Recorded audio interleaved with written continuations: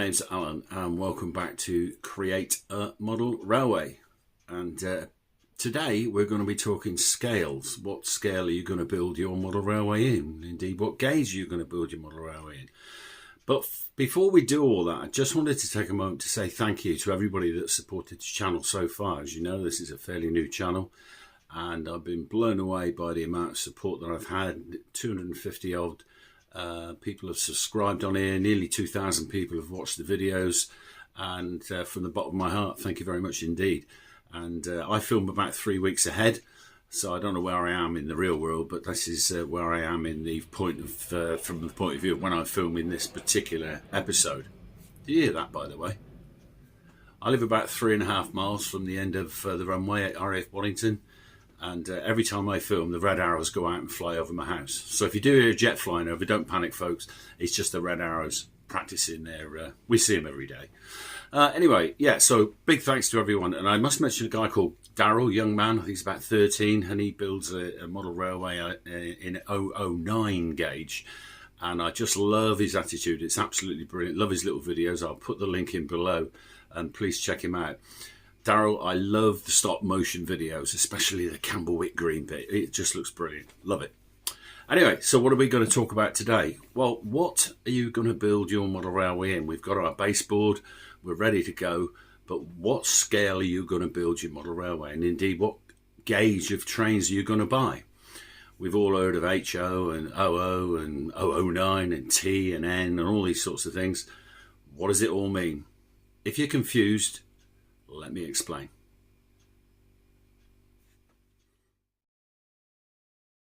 So, as you can see from that little graphic, I've limited it to HO, 00, TT and N, just because the railway you see behind me, Horwey Junction, is in 00.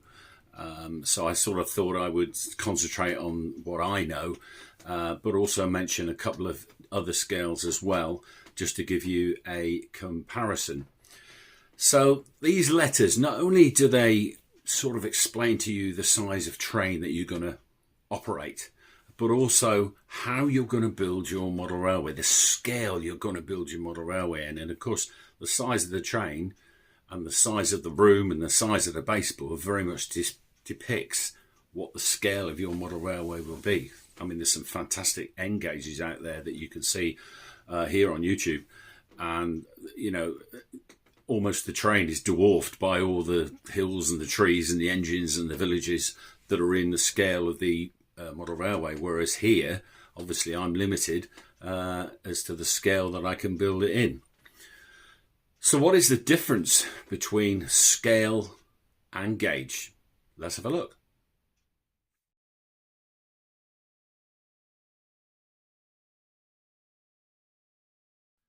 So the scale of the model is relative to the proportion of the real train. In other words, its ratio. For example, a 1 in 76 engine is 76 times smaller than the real thing. I mean, it really is that simple. And what about gauge? Well, gauge really is very simple. And to explain it, I have here a piece of track. Now, as you know, this is 00 gauge. 12.5 millimeters, and the gauge is basically the distance between the inside points of the two rails, so between there and there. So that the distance there between the inside of the two rails is the gauge of the engine, and that depends on obviously what size track that you use, and we're going to look at different tracks in a minute. So there you have it. Basically, the scale, to recap, is just the size of the train. Well, I'll say train, it could be building, could be person, could be anything, relative to the real thing. So something that is in 176, which is 00 gauge, would be 76 times smaller than the real thing. And the gauge is just the distance between these two rails. And obviously that depends on the size of rails that you're going to use.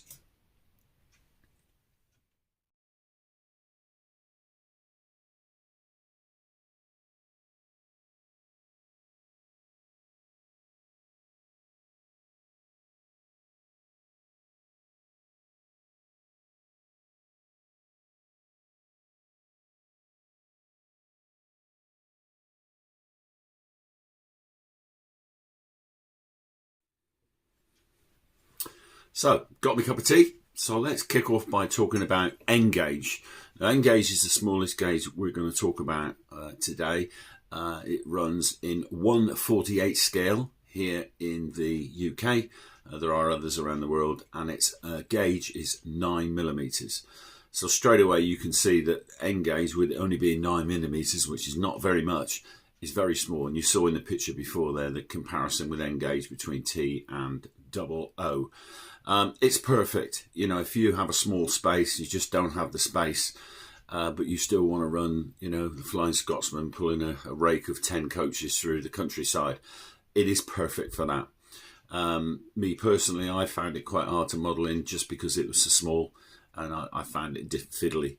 But if you're okay with that, then N gauge can actually be a brilliant option for your model layout. Right, so let's now look at HO gauge. So HO stands for half O, half of O gauge, which is a much larger gauge. And it's the most popular gauge probably on the planet, I would say. So it runs in 16.5mm gauge and 1/87 scale. And I suppose HO gauge is very similar to OO gauge. It's perfect for a sort of a smallish room. You can still run a lot of good trains. You've seen with Horby Junction here behind me what you can do in 00 gauge. I'm talking about HO now, but it's pretty much the same thing. So, you know, it's perfect for building a model railway in, for example, a small bedroom. If that's your space you've got, you know, HO can work for you. Let's now look at what Horby Junction is behind me, and that's 00 gauge. So, 00 gauge. If you're modelling in the UK, as I am, I'm here in, as you can see, well, just about, if you look out the window, there it is, look, that is sunny rural Lincolnshire, that's where I am. A little village called Pothamworth, just outside of the fair city of Lincoln here in rural Lincolnshire. So, like I say, if you're modelling in the UK, this is where things get a little bit weird, because OO scale, which is the scale that I would say probably the majority of railways are built in this country, or a fair whack of them anyway. If you remember, HO was 1/87. Well, OO is 1/76, so it's slightly different. But the gauge of track that it runs on is exactly the same, 12.5mm. The reality is it's pretty similar, and the reality is it does the same thing. You know, in comparison to OO gauge, it's a lot bigger, easier to model in. But the downside is that obviously you need more space to get that Flying Scotsman with its 12 rake of 12 coaches. You need a lot more space. But HO is probably, and I would say this because I model in HO, but I think it's the best one. And then there's, of course, the new kid on the block, which is TT. So, TT is really the new kid on the block. Some of you may remember it as tabletop, and it's recently been reintroduced by Hornby. They call it TT 120. And it really offers a good balance, as you can see by the picture that I showed you before.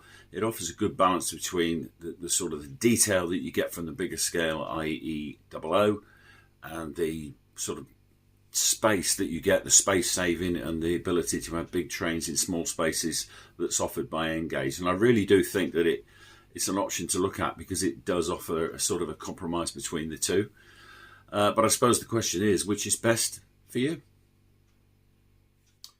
So, which is best? Well, the question is, how much space have you got? Because it does come down to that. We've been talking about it since day one on here, haven't we? You know, space is relevant to everything else that you do in the model railway world. We know that if you model in N gauge, for instance, you can get a lot more trains in a smaller space. We know that in 00 gauge, for instance, it's got the widest selection of trains and accessories that you can put on the model railway. And I think, to be honest with you, TT is something you should consider, because it's a compromise between the two. It's a compromise between the detail and in the space that you've got. So there's quite a lot of sort of questions that you have to ask yourself. And of course, ultimately, this is all about your model railway. It's not about mine. It's not about anybody else's. It's about the one you're trying to build. And I'm just trying to point you in different directions so that you make the right decisions for your own personal model railway. So, as they say, good luck with that. So, I hope that's all been helpful, and please like and subscribe. And again, thank you so much for all your support on the channel. Leave your comments down below if you have any questions or you just want to have a chat. Next time, the question is, how do you power that? How do you get power from that to that? Well, the answer is analog or DCC. What is it? All will be explained. And indeed, what is this? This is my controller, and this is what makes the magic happen.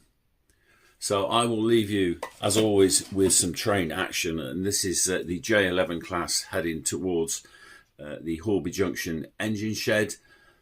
I'm off for a cup of tea again. See you real soon. Bye.